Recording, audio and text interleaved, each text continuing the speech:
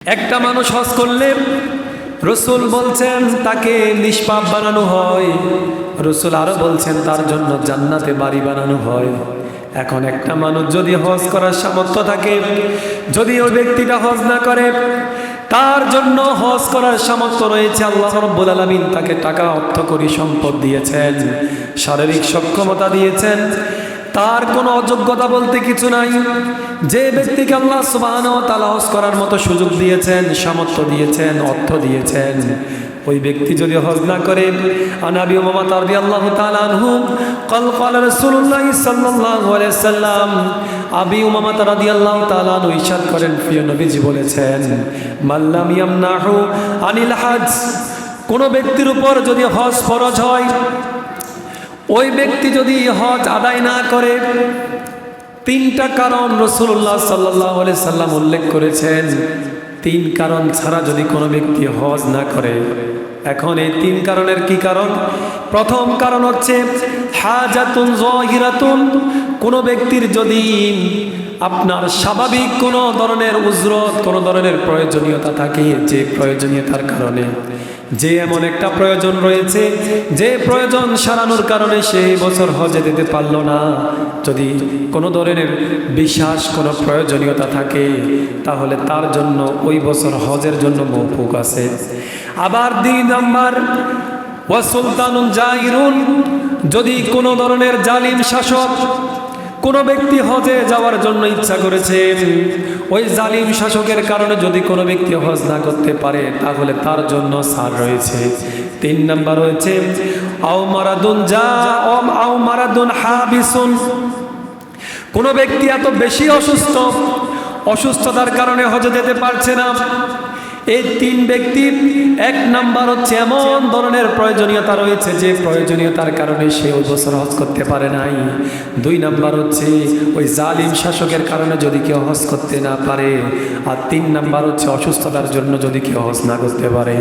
এই 3 কারণ ছাড়া যদি কেউ হজে না যায়, এই 3 কারণ যদি কোনো মানুষের জন্য সামনে না আসে, এই 3 কারণ ছাড়া যদি কোনো মানুষ হজে না যায়, রাসূল বলেছেন ফামাতা ওয়ালাম ইয়াহুজ্জু, যদি কোনো ব্যক্তি এই 3 কারণ ছাড়া হজ না করে মারা যায়, ফালিয়ামুত, যদি সে মারা যায়, ইনশা ইয়াহুদিয়া শাআ নাসরানিয়া, নাউজুবিল্লাহ বলেন। কোনো ব্যক্তি যদি এই 3 কারণ ছাড়া হজ করতে অস্বীকার করে, হজে না যায়, তখন রাসূলুল্লাহ সাল্লাল্লাহু আলাইহি সাল্লাম বলেছেন, ওই ব্যক্তি যদি ইহুদি হয়ে মরুক আর নাসারা হয়ে মরুক, আমি রাসূলের ব্যাপারে কিছু আসা যায় না। নাউজুবিল্লাহ, নাউজুবিল্লাহ কর না।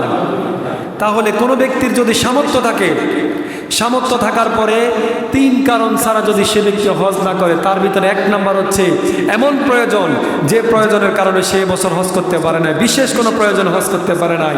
2 নম্বর, এমন শাসকের আন্ডারে দেশে বসবাস করে, যে শাসকের কারণে শাসক হজ করতে নিষেধাজ্ঞা দিয়ে দিয়েছে, ওই শাসকের কারণে কোনো ব্যক্তি যদি হজে না যেতে পারে। আর 3 নাম্বার হচ্ছে আপনি এমন অসুস্থ কারণে যদি আপনি হজ না করতে পারেন। এই 3 কারণ ছাড়া যদি কোনো ব্যক্তি ইচ্ছা করে যদি হজে না যায়, রাসূল বলেছেন সে যদি ইহুদি হয়ে মরুক আর নাসারা হয়ে মরুক, আমার এই ব্যাপারে কোনো কিছু আসে যায় না। নাউজুবিল্লাহ। তাহলে হজ করা দরকার আছে না নাই? কোনো ব্যক্তি যদি এই 3 কারণের বাহিরে অন্য কোনো কারণে যদি হজ না করে, যদি মনে করে আমার অর্থ নষ্ট হয়ে যাবে, আমার টাকা কমে যাবে, আমার এখন সময় নাই, ইচ্ছা করে যাব না, এত লক্ষ টাকা দিয়ে হজ করার কোনো প্রয়োজনীয়তা নাই, যদি কোনো মানুষ এই চিন্তা করে হজে না যায়, রাসূল বলেছেন সে ইহুদি হয়ে মরুক আর নাসারা হয়ে মরুক, তাতে আমি রাসূলের কিছু আসে যায় না। নাউজুবিল্লাহ।